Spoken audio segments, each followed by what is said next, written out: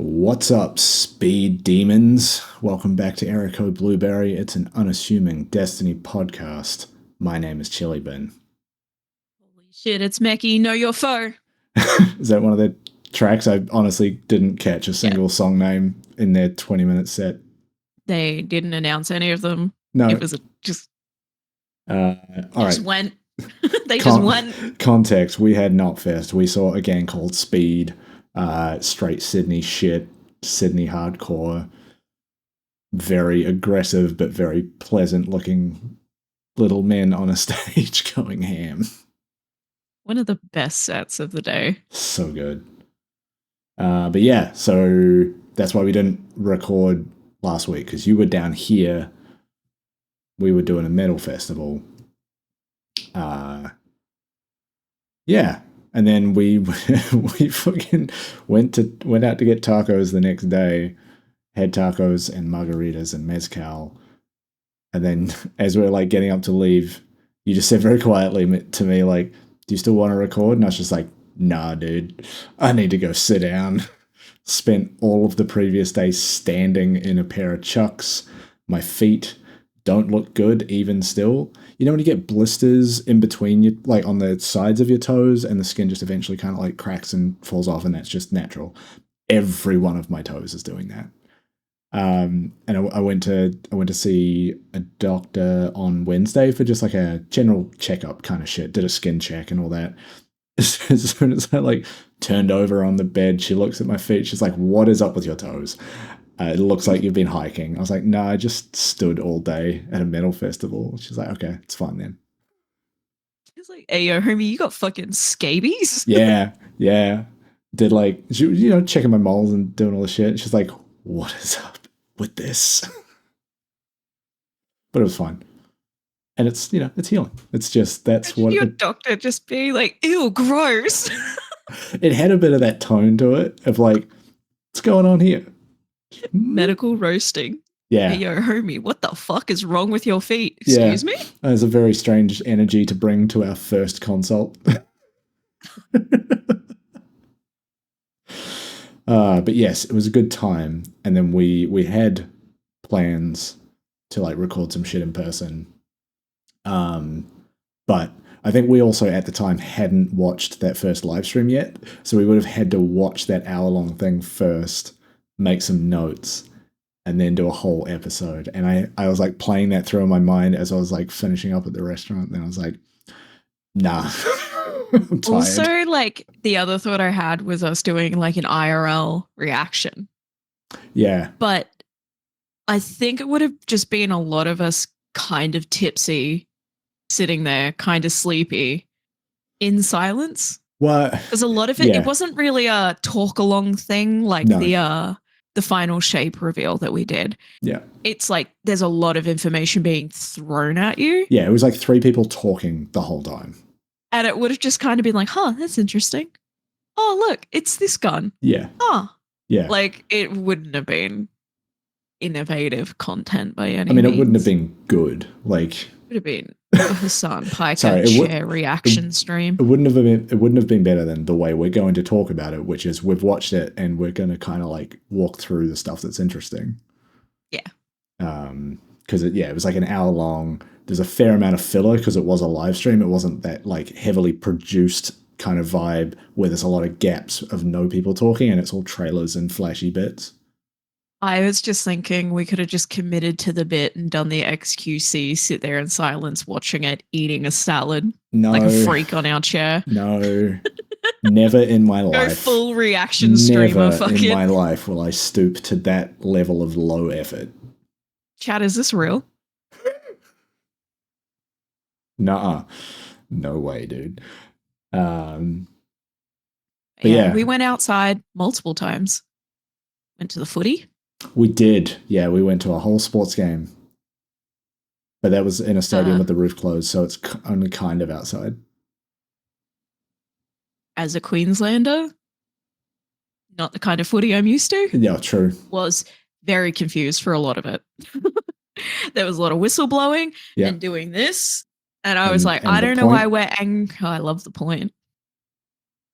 Yep. Me, finger guns as an umpire. Yeah, I mean, You've got to stop, Meckii. That's not how that works. I don't think there's anything in the rules that say you can't do that. It's just none of them do. Was very confused. You're allowed to tackle, but not in certain places. Where the NRL is like, yeah, just fucking pummel each other. Go for it. Yeah. Drink your own piss. See if I care. Lick the blood off a man's face. Yeah. It was a good time, though. Yes. Lots of outside times were had. Yeah, and then we both returned to our respective homes and watched live streams after the fact. And we're going to talk about them here for you today. Your consumption. Yes, but before we that... have opinions. Well, yeah, before that, a little bit of, like, ending spice as regards to Guardian games. So we talked about the focused activity thing, and how that was like, so it looked like the easiest way to get permanent access to the skimmer, the hoverboard. So I did maybe 3 or 4 of them when it lined up that, you know, Titans were going to win, and you basically just had to get in and do it. And then after it ended, you would be sent your focused activity package, and you needed to get 3 of those, right? Not once did I receive anything in my inventory. So fuck that quest, I guess. I play Warlock, so I had no fucking chance of using that to get winners shit. Yeah. I just don't think Warlocks were playing. No, and it's so funny, like, because Hunters got away real early and they rebalanced the scoring so that it, like, didn't really let that happen anymore. And then the whole thing ended in a 3-way tie, and they gave it to the Hunters anyway, based on, I don't know, total medal count or some shit. And it's like, it kind of felt as an event, as a seasonal event. Like, I know we don't like to get negative on the show, but it did kind of feel a bit pointless. Like, it was a weird Guardian Games. Yeah, like the draw card to me, and I think to a lot of people, was the skimmer, the hoverboard, but the quest to permanently unlock it was so steep. Like, it was top 10% Nightfall score, but they won't tell you what that is. You just have to keep doing them and hope that it fills. Or you've got to bank a ton of medals. Or the thing that looks pretty straightforward doesn't seem to work. And the only way to get a skimmer right now, I mean, I haven't logged in this week, so I haven't looked in and seen, like, where the skimmer is at in the store or, like, inventory-wise, but it seems like the only way to get one right now is to give them actual money. And I don't like that. Yeah, I didn't check. I checked to see what was new in the store. My usual thing. What will I spend my abundance of bright dust on now? Yeah.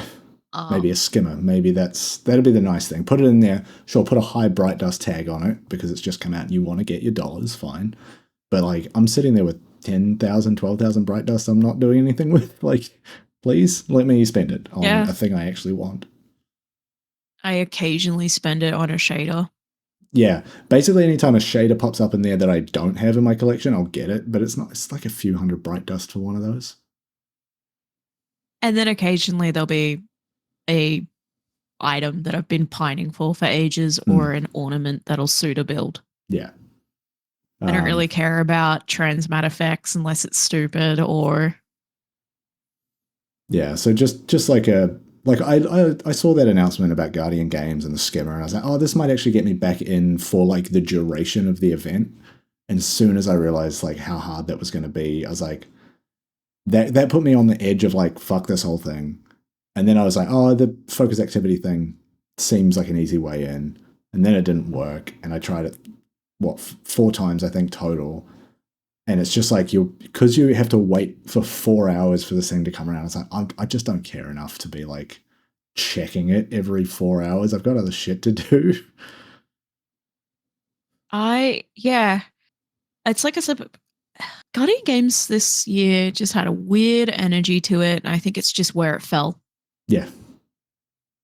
It's like, yeah, it fell in a really weird time in Destiny's kind of history, I suppose we'll call it. Yeah, it feels like there's a larger than normal amount of people kind of being like, oh, this might be it for me and Destiny. And, like, yeah, I'll play the final shape and then I'm out.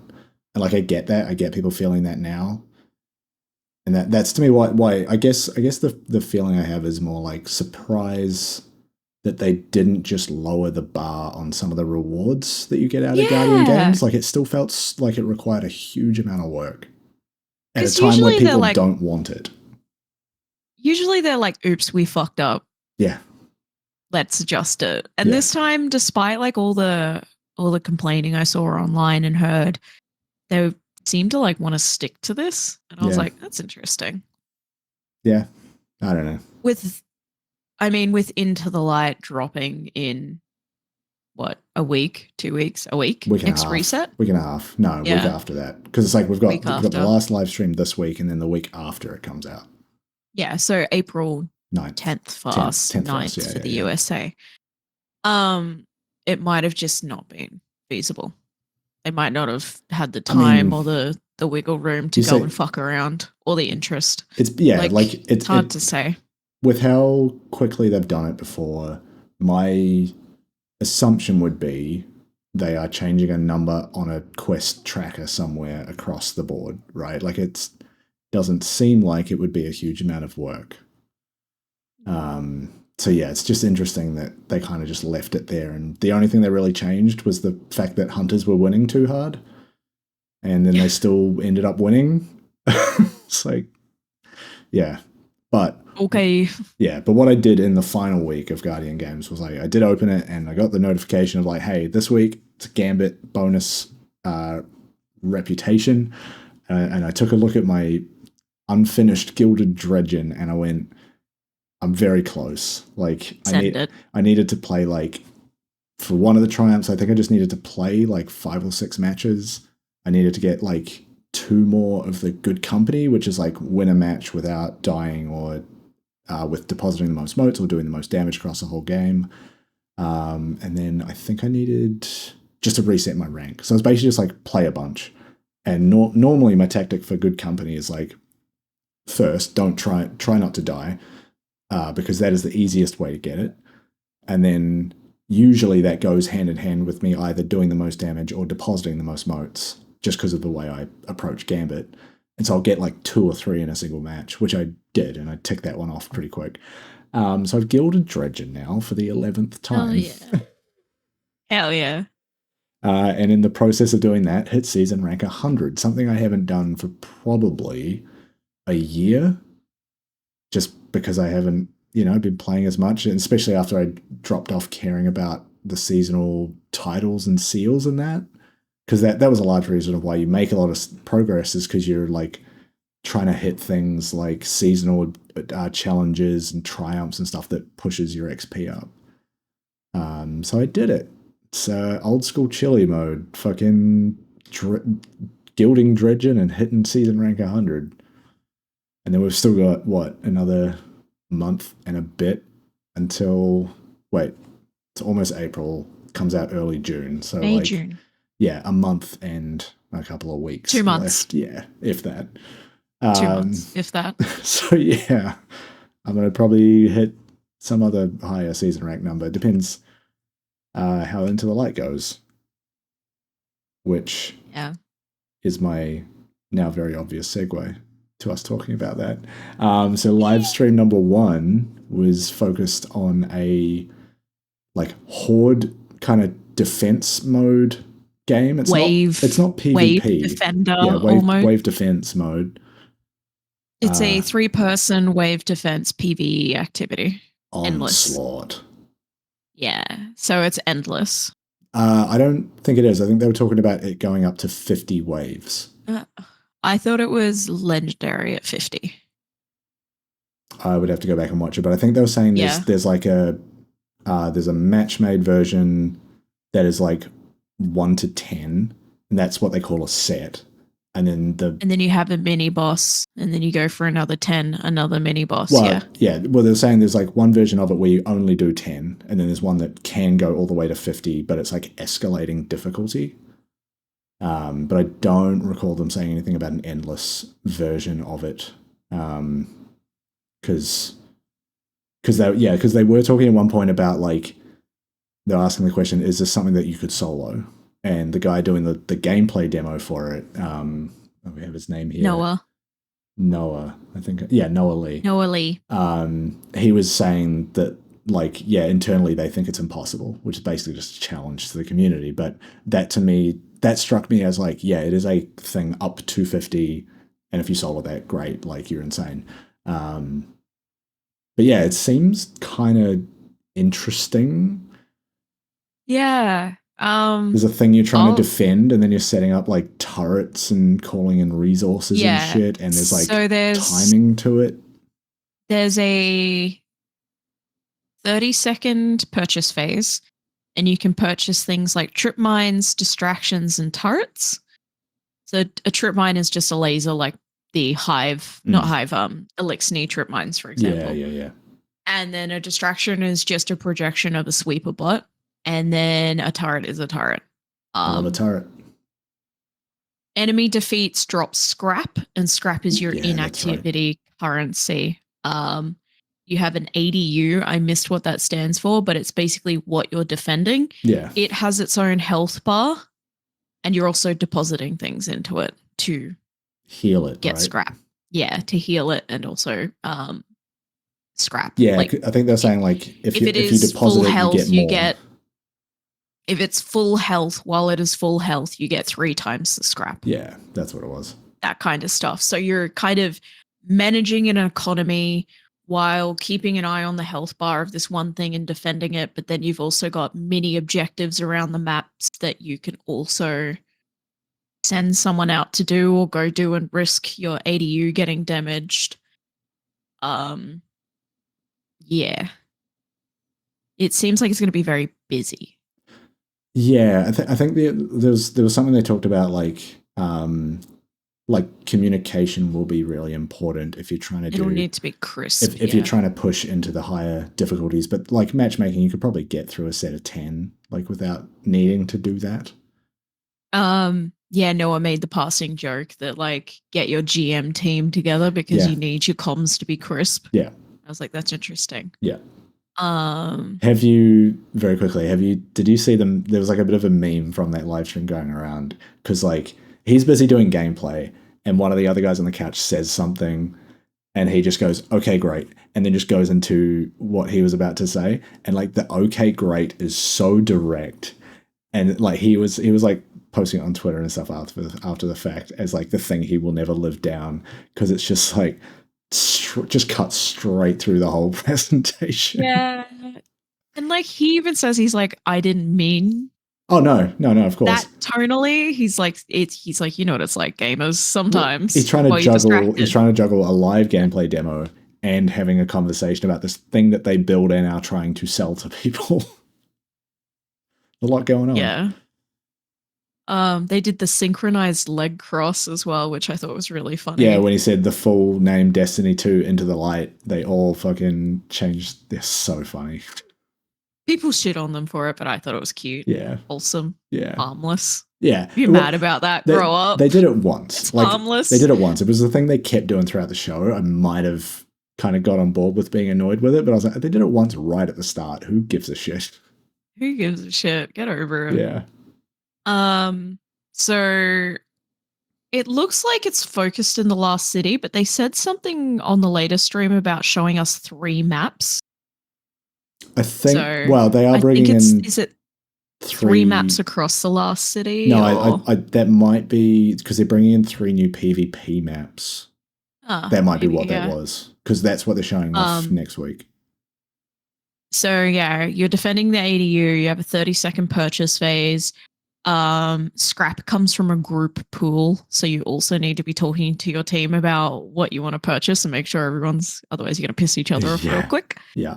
The interesting thing is there are pyramid ships in the last city, which they were like, what are pyramid ships doing here? And the narrative lead was like, they don't have to do anything. They're just here. So something's happening there, I feel like. You can go into the pyramid ships as part of the phases. They were discussing narratively. I think it wasn't like you can. It's like it happens every 10. It's part of right? it. Yeah.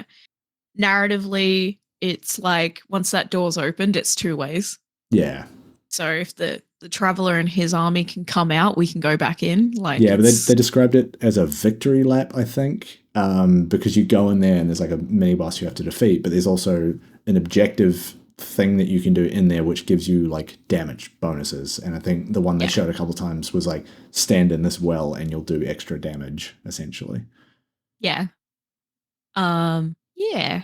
So it's not going to be one of those things that they were saying where you're just standing around a point like in the days of Halo and defending it. He's like, there is going to be things that is going to pull you away from the ADU and risk the ADU. He's like, it's going to pull at least one of you away. Yeah, or some of those big enemies they were dropping in there. It's like you're going to need to focus all three of you on this to get rid of it. Yeah, so they were like gold bar demolitionists, or like the giant hive knights that you see in the Ascendant realm. They were like on that scale. It's like, oh god, yeah, couldn't imagine. Big Elixir. Yeah. Demolitionists, some random terms like that. Yes, and that they warned us that champions will be there. So bring your champion mods or your champion weapons. Yep. And then they made a joke that Guardians can finally leave the opening field of Grasp of Avarice. They're like, I felt very called out in this moment. Farmable activity. So if you've got a catalyst or something that you want to unlock or you're grinding for something, like this is a fun way to do it. I was like, rude. I mean, also good. I only do all of my Banshee stuff in Grasp. Rude. Yeah, I've done a fair few catalysts that way. Like, and triumphs. Yeah. I'll just let myself die by picking up one of the engrams in the beginning of that dungeon. So I'm like, no, I just need to be here killing things. Leave me out of it. Be gone. Yeah. Yeah, so that was really interesting. I'm actually excited for it. I think it'd be a really fun activity to run with the homies. Yeah. I mean, I'll definitely. It'll be a really good way to get people back in the VC again. Like, yeah, it's interesting because like a lot of the other 3-person activities that require coordination within your fire team, it's basically nightfalls, dungeons, which are basically, but they're like always kind of the same. But this feels like something that could have a bit more variability in it because you're doing, 5 sets of 10 waves, but it's all of this shit happening all the time. This doesn't feel like something that our play group could turn into just a meme. Yeah. You know how we've gotten to the point with some of our dungeons where we run them and we just chat shit the entire time we're running them? Yeah. Because we know how it goes. Well, also the difficulty doesn't escalate, whereas it is built into this activity. And the nature of this activity is like, it seems like some of the instances are very kind of random and ad hoc. So, and then there's also, mini conversations are going to happen below that.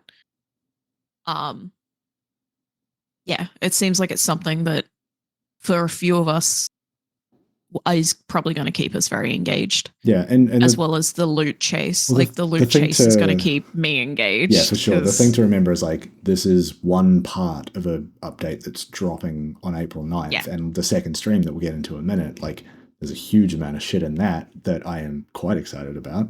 Yeah. And then I think the next stream, the last stream, the third one this week coming, they were talking about like some refreshed exotic missions. So ones we've seen before. I think there's 2 they're bringing in. And yeah, those 3 PvP maps, I think they're going to be showing those as well. So that's like all of that is coming at the same time. So it's not just like, oh, cool, we've got this one new sort of multiplayer mode. It's like, oh yeah, but we've also got all this other shit to be doing now. Yeah. I'm excited. Yes. I can't wait to get my hands onto Onslaught, to be honest with you. I'm excited to run some with the homies. Yeah, I mean, when was the last time we had like a new type of activity introduced? Like, is it Gambit Prime? Is it like, do we have to go that far back? Feels like it, yeah. Because like, they've introduced new mods, other than like the PvP modes. The reintroduction of trials. Yeah, that's what I was saying. That's kind of like wraps up into my point. Is like they've introduced new PvP modes, but I don't think that is the same as introducing a whole new type of activity. Yeah. Right? Like it's not team on team. It's 3 people against this escalating difficulty kind of wave-based defense mode. And it feels like something that our friend group could fire up on a Saturday afternoon and be in for potentially hours. Yeah. Yeah, you know, open a beer. Oh yeah. Sit back and hang out with the homies. About to run an kill onslaught on a fucking 6-pack. wave after wave on a couple of grogs, feeling a bit loosey-goosey. See if I can find a beer that's called Wave or Onslaught. They probably exist. Like, about to crack a wave, boys. Here we go. Yeah, boys. And then, yeah, this week, stream 2 is basically about a whole bunch of sick loot, revamped weapons that are, like, I would say, like, community favorites. It's obviously not going to hit everybody's favorite weapons because they're only doing 12. But there are some fucking humdingers in here, and I am very pumped. And they look incredible. The general feedback I saw was a lot of people are very happy. Yeah, I think stuff like this, and they acknowledge it in the stream, like, you're always going to miss somebody's favorite. But yeah. Where to even start? There's like some new room in the tower that Shax has cracked open called the Hall of Champions. It is big and it is full of chests. It is big and it's full of Shaxes. Yeah. Fucking, oh my god. So goofy. So yeah, Shax is like the vendor for this space. Standing next to him is none other than Arsight, who has never been in the game, I believe. And he looks sick as fuck. Yeah. Yeah. And like the two of them are, I'm trying to think what it compares to, but like the two of them have a different set of quests each. I think Arsight gives you the quest for like curated roles of weapons, but Shax is like the vendor for everything else. You're like reputation kind of based levels where you're like every other vendor where you're collecting rep and handing it in for rewards. Yeah. And then your usual like kill 25 people with the recluse. Yeah. Kill this, do this, do this. Yeah, I'm not excited for a spoiler alert. Fucking recluse PvP meta to be back. Yes, I am. Yeah. I love the recluse. But so the thing with the Hall of Champions that they mentioned, but I don't think really revisited, is like there's groups of chests around each class symbol. And there's like obviously the 3 sets. And thinking about it now, like, is that where we get that armor set that they're bringing back? I think so, because something about the chest at the front is where you fish rolls. Right. Okay. Oh, I remember Kelsey saying something. Treasure hoard, that kind of vibe. A little bit, yeah. It's that energy. I remember Kelsey saying something about the chest at the front being for redeeming weapons. Yeah, and this is Kelsey Rice, systems designer at Bungie. Yes.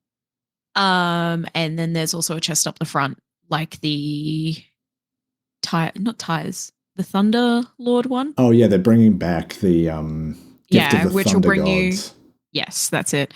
Which brings you up to power cap, not pinnacle cap. Yeah. So that it makes the activity accessible for new players or people who've been out of it for a while. Or me on my 2nd and 3rd classes that are still down at like 1600 something. My Titan. Oh. My glorified storage. Yeah. Yeah. So I think one of the favorite things about the Hall of Champions is that it's in the back of the tower. So you've got to go through the storage facility to get to it. And the storage facility is where they keep all of the holiday decorations. Do you see them? Yeah, so the tree is just there from Lost. Oh my god! And then all the dawning shit. Yeah. Yeah, it's all just in there. Fuck yeah. Kelsey quickly had a very quick look around because obviously there's stuff in there that they want the players to discover, but there's like just shit that they've taken from other planets and it's just in there. Are they Britain? Yeah. That's very British museum of you. Yeah, it's very British. Oh. Ooh. Well, I mean, to be fair, it's like this is the last city. It's probably just them consolidating all of the cultural artifacts across the planet. Yeah. Like, the Hive and the Elixir keep wiping out entire cultures. Yeah. We should probably. Yeah. So I thought that was really interesting. I cracked up laughing when they walked through and it's just the fucking the Halloween tree. Yeah. Just All sitting the there. little engrams and shit. Yeah. And then like all the little spooky little ghosts. Oh yeah. Are they just in a box? Like They're just spelling around. A room to the left, like a storage locker that's just full of snow. Like that's so funny to me. Yes. That's so funny to me. Yeah, Wait, so I sorry, you describing room full of snow. I just mental flashbang myself to a D&D game recently where I used the spell control water and like argued with my DM that stationary snow should be usable with that, and I filled a room with it and people immediately died. Yeah, but I can control it like an obscene amount. It's 100-foot cube of snow, and the room was half that. So I filled it with snow. Jack Frost. Yeah, just threw a crack in the wall. They died. Sorry. Room full of snow. Amazing. Yeah. So then once you get through that area, you see the room, and the room is just shacks. It's long and it's full of chests and gold and shacks. And hologram shackses, statue shackses. Yeah, actual shacks. There's some that you will interact with for attunement that we'll talk about in a minute. But like you have to activate the statue, and shacks gives you a little thumbs up when it turns on. That so good. The holograms like doing the little thumbs up to me had like Koji energy. I was gonna say Death Stranding. Like it's so like every time a Death Stranding where the characters will give you a thumbs up or a like so funny. Heartman was the funniest because he just does it straight down the camera, just like. And that's now, I think, the 20th time I've smashed this microphone with my hand on the show because it sticks out at me. I'm going to stop doing that one day.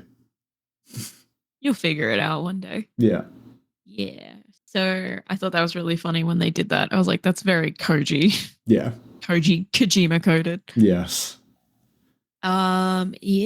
Yeah. So our site's there. That armor set, they've talked about it as like a Destiny 2 Year 1 armor set that was inspired by. It's not that they're bringing it back. It's an homage to D1. No, D2 Year 1. D2 Year 1, yeah. Because everyone was saying D1. Yeah. I'd love to see that, but we'll see. Yeah, it's in all the all the art for the event. So like if you want to see it, just go look that up. People noticed it and we're looking through old D1 archives to see which armor set it was, thinking that it was like a way callback. Yeah. Yeah. And they kept talking about the parade armor set as well. So I don't know what that means. I think that might be the name of that armor set. Okay. I don't know. Probably. I played it back a couple of times and I was like, is that the name? They never really say. They just casually drop it and keep talking. I'm like, what? Yeah, I need to go looking through like historical D2 item collections to see if I can work it out. But I have that again. Or I can just wait a couple weeks and just like play it and get it. Play it, yeah. Which I really love. Kelsey was playing a hunter. Would have liked to see the warlock armor set, but that's okay. Turns out a lot of the devs are hunter mains. Disgusting. Yeah. I will not be purchasing. Cannot stand it. Final shape. I will not be buying that game. Sorry. Cannot support this. Yeah. Yeah, so I mentioned attunements. Well, actually, no. Let's just read through the weapons that are coming in this hot thing. These are the ones I heard. Yeah, so we got Midnight Coup. Then we've got the classic combo Recluse and Mountaintop. Both back, which is psychotic. PvP is gonna be a nightmare. Yeah, they made a point to show that you can now with the Mountaintop do rocket jumping because they've like changed some of the perks on it. There's a frame that lets you rocket jump for like a smidge of damage cost. Yeah, which like all of these weapons, they're not just like bringing them back as they were. They're like changing perk pools to include some kind of nasty combos that weren't originally available. They're like making little tweaks to some of them so that they're not like oppressive in PvP or PvE. But yeah, They Midnight even Coup. admit it themselves. They're like, "What about this perk?" And they're like, "So we nerfed it. Yeah. It was too powerful." Yeah. Yeah, so Midnight Coup, Recluse, Recluse. Luna's Howl, is a thing called Magnificent Howl, which is now stackable, which is kind of like Yes. Hawkmoon from what they were saying. Yeah. So Magnificent Howl was kind of OP. Mm-hmm. It was big owies in PvP. So now, from what I heard, they've changed it so that you have to get headshots consistently to actually trigger Magnificent Howl, which is basically a damage boost. Yep. I can't remember how Magnificent Howl worked, but to proc it, it was super duper easy, and people were just constantly doing it in PvP. Right. Cool. And it was kind of fucked. Yeah. Yeah. Then they had what used to be called the Stranger's Rifle is now just called Elsie's Rifle because, to quote them, she's no longer a stranger. It is basically no time to explain, but just a normal pulse rifle. Legendary, yeah. Yeah, it looked sick as hell, and I love no time to rewind explain. rounds. Yes. Yeah. God, that's going to be good. Forbearance, the grenade launcher out of Disciple. Witch Queen. Val the Disciple. Yeah, it's they showed off, what was it, Disruption Break, and it's a wave frame grenade launcher, so you can just use it to pop a bunch of shields and have that all go nuts, which they were doing, and it looks cool as hell. Yeah. Edge fucking Transit is back, and like it actually looked sick as hell. Like it looked like it was hitting super hard. The perks were cool, but yeah, the way it's just, they know that it's a meme and that's why they're doing it, which is very good to see that self-awareness from them. Like they could have done a different gun here, but they didn't. One that wasn't on the list that you've dropped in here was Succession, the sniper rifle out of Deepstone Crypt. Oh yeah. And that was a point where they basically said, like, the raid weapons that are in this list, they're doing this so that people who haven't bought the expansion that the raid comes with get access to those guns, because this stuff is all free to everybody, which I think is really cool. Like some of the raid weapons are like wicked powerful, but they're locked behind, additional paid content and doing a raid. So it's cool that people will be able to like farm rolls of these. Yeah, that's super neat. I love that. Yeah. Falling Guillotine is here, but now can have Eager Edge, which is fucking bad. Jesus. I hate this. We know how much I love my guillotine. Yes. I'm actually super excited about Hammerhead being on this list. I loved that machine gun. When Black Armory stuff didn't keep up with the power cap, I got a little sad because there's some good fucking guns in there. So that's sick. We mentioned Mountaintop, Blast Furnace, which is a pulse rifle that is like steady as all hell. Love the moment he just casually he must have hot swapped it. Yeah, because he never went into the menu. And then obviously being devs, they can just hot swap as they please. Like in their character's inventory, they had all of these just in there. Yeah. He pulled it out, and I was just like, I'll have one of those. Is that my bouncy baby boy blast furnace? Because I fell off pulses for ages, and that's because blast was gone. Yeah. And that was my pulse of choice. So I'm really interested to see how it feels. Yeah. But that is 11 out of the 12, and I, for the life of me, cannot remember the 12th. And I'm not going to look it up now because that's bad edit. That's a bad podcast. Yeah. But they're not craftable, but they can be enhanced. So crafted weapons can get enhanced perks. So we'll be able to do that, as I try to not let my nipples show on camera. Thanks, Tank Top. And they all will have an origin trait. I believe they all have this, right? Indomitability. I don't remember what that is. Oh, final blows grant grenade energy when you have a light subclass, and melee energy when you have a darkness one. I can't believe I forgot it. The 12th was Hung Jury. Of course. That's what it Fuck. was. I've got a couple of those already because that came out around like Vault of Glass, right? When they brought that back.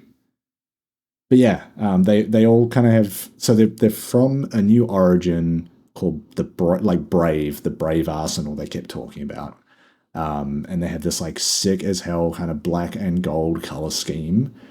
And they were saying that like these weapons will continue to be available after Into the Light finishes.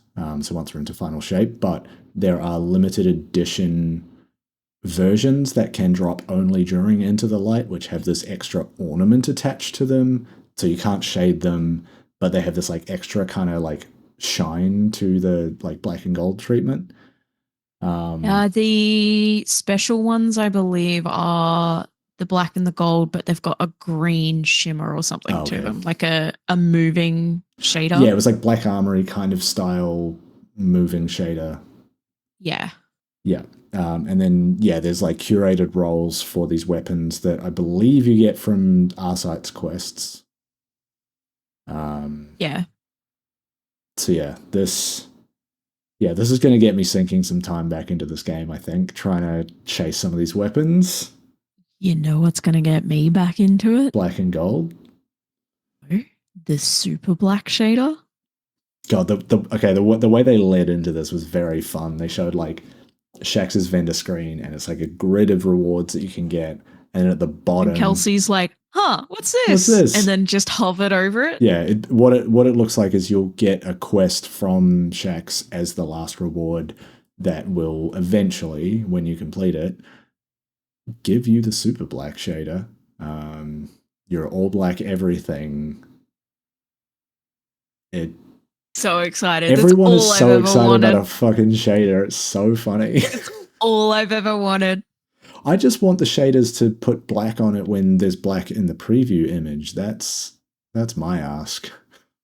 I'm gonna be all black warlock with gold guns. It's gonna be great. Yeah, actually, that is such a good point. Like the all black shader with these weapons, ooh, that's gonna look hot. But they also like they were kind of dancing around the super black thing, and they went like around the corner behind where Shax is standing. It's in a containment cell. It basically looks like if you took Vanta Black. It's like a symbiote. Yeah, and it's like kind of just like morphing around in this containment cell, and it seems like the quest is to go and break it out of there, and I don't like it. Venom. Yeah, about to become a Venom Titan. But yeah, it looks so sick. I'm so excited. So they said that the base weapons are available after the final shape. Yeah. But you won't get all the ornaments and some of the special roles. Yeah. Because they want this to be a I was there. Yes, thing they did keep saying that they've done in the past, where you've had something and you go, oh, where'd you get that, or where'd you get that shader? And it's like, oh, it was this very special event that you had to be a part of to get it. I think they did a couple. And of I things, like that stuff. Yeah, I think they did a couple of things like that in the 30th anniversary. Like I think Forerunner you could only get during that. And I think there's some shaders or some emblems that you could only get if you were there for like an end of expansion activity as well. But also, like, not everyone can get up at 3 a.m. to watch an hour-long cutscene. Yeah, or like not everyone can get up at 3 a.m. to sit in the tower for 2.5 hours waiting for something. Yeah, only to be gaslit by your best friend. I'm still not sore about it. We had fun. 15 minutes of me going, is the Traveler moving? And you guys going, no. And I'm like, is it? It's putting itself back together. And I'm no. We're just getting stuck in geometry. Not sore about it. We're just getting stuck in geometry in the last city. Hey guys. Traveler glowing? No. No, it's always looked like that. Are you sure? Is that piece getting closer? No, it's been like that the whole time. It's just where you're standing. Are you sure? What's your FOV setting? Mansplained my space wife to me. I'm not salty. Anyway, couple of other tiny bits. So I mentioned attunements. Attunements is basically like for any of these weapons, if you want to give yourself a higher percentage chance of it dropping, you can go up to one of the Shaq statues and activate it. And then I think that just affects the drop rates in the entire game for that Increases weapon. your drop rates for that game, and then you can also turn it off and then go do another one. Yeah. Yeah, but just one at a time. You can't have multiple running, yeah. And then I would like all of them. Thank you. They snuck this in. I don't think they've talked about this anywhere else, but Final Shape, we're getting 100 more vault slots. That's 100 more title SMGs. Oh, that's so much more room. I actually think 40 hullabaloos. Who's going to be the first person to fill their vault with edge transits and recreate the old meme? Is it you? Don't do it. It's not that good. Oh, it is. Yeah, it's really funny to tilt people by filling up my vault. And then just send a screenshot to Dado and be like, hey man, can you help me clean my vault? You did this. I've got all these edge transits. They've been here since Forsaken. Dado, rate my vault. Rate it, yeah. B-. And I think that's everything off the list. Yeah. Next stream, April 2nd, USA time. Yeah. Exotic missions, so, I think PvP stuff. And April 3rd for us. Yeah. Fucking Wednesday, my dude. Yeah. And then, yeah, in the meantime, I'm probably not playing a whole lot until Into the Light drops. Yeah. It's only a week and a half. Yeah. But it's that thing of like, Guardian Games is done. There's not a lot there for me to... There's not a lot there that I want to try and get done other than this. I've got all the titles I want for now. This season title isn't really a big deal to me, so I probably won't grind for it, but got all the titles I want. Okay, done. Okay. There was some stuff I saw in the TWID about like wrapping up the game to give stuff, and I didn't like pull any of it together, but one thing I found very funny was the leaderboard for the fundraising teams.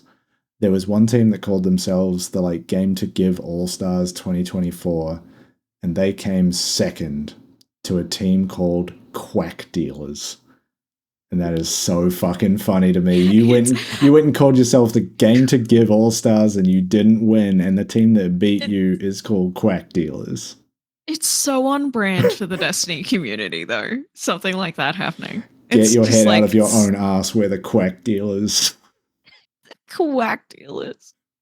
Raised $147,000 though, which is great. That's so good. Quack Dealers though, it's like 30 grand right there. I also love that there's just a team called developers in all capital letters. I love that reference. It's so good. Team Crab, also very good. And then Spicy Guardians. Love that. That could be anything. I don't know. I don't want to know which spicy that is. Yeah. But also like the All-Stars coming last in the technical category also sent me. What was the technical category? What is that? I don't know. But losing to Team Raid Wipe is funny. And then winners of 2024 coming 8th. I love this community, man. So goofy. Yeah, so funny. But yeah, that's everything this week. Next week we'll have that final live stream to talk about, and from the sounds of things, not a whole lot else. What's up? Also, go look at the twid at the fucking sick hive sleeve. Like a tattoo sleeve? It is gorgeous. Okay. Yes. So a tattoo artist, I don't have their name, but it's an entire shoulder to wrist hive sleeve with all of the hive gods in it. Oh my God. It's immaculate. It's black and gray work, which I love. It's even got the sword in it. It's got like OG Sava before she transformed. It's got hive worms. Like, it's gorgeous. So if you have time, definitely go check that out, because it's look at that. Incredible. And as someone who wants a grey work Savathun calf piece, inspired. Yeah. I'm going to take this to my tattoo artist and be like, don't copy it, but I want this style. Yeah, this is the vibe to hit. Our shared tattoo artist. Oh, yeah. That's good work. Just please put on my skin this. Yeah, but as someone who wants a Savathun tattoo, that it's so sick. It's so sick. And the work is so good. And he's obviously got it done in phases, and even the stuff that's healed and older still looks crisp as fuck. It probably wouldn't have been that old, right? It's so sick. Yeah. I can't get over it. I will look at that as soon as we're done here. Yeah. Which is now, hey, we're done. Press the buttons to tell us that you enjoyed this and to subscribe to get more. And then press whatever buttons you need to tell friends about us if they play Destiny. I want to know what they're excited about from the last 2 streams. Yeah, which of those 12 guns do you give the most of a shit about? Which one are you attuning for and trying to get that limited edition drop? I think for me it's probably Hammerhead, but I wouldn't mind getting a spicy Recluse, because like Recluse and Mountaintop came out at a time when I wasn't playing a whole lot, and I kind of just missed the boat. Recluse Mountain Dog. Mountain Dog. Reclusey Mountain Dog. Mountain Dog. The Recluse Mountain Dew. 1-2 punch, like the combo in PvP, dangerous. Yeah, who needs exotics? A bit of a menace back then. Believe it or not, I went from absolute PvP menace to pigeon Destiny 2 player. Yeah, I don't think they would do it, but I would really love to see them do a PvP playlist where it's locked loadouts, Recluse Mountaintop only. Just absolute shithead behavior. Chaos. I'm so excited to hear the distinctive whistle of getting my shit pushed in by Mountaintop in PvP. The thwomp, and then like the where you're like, oh, here comes Mountaintop, and then you die. Can't wait for it. So excited. Yeah, we will see you next week. Thanks for tuning in. That's a wrap. Bye. Goodbye.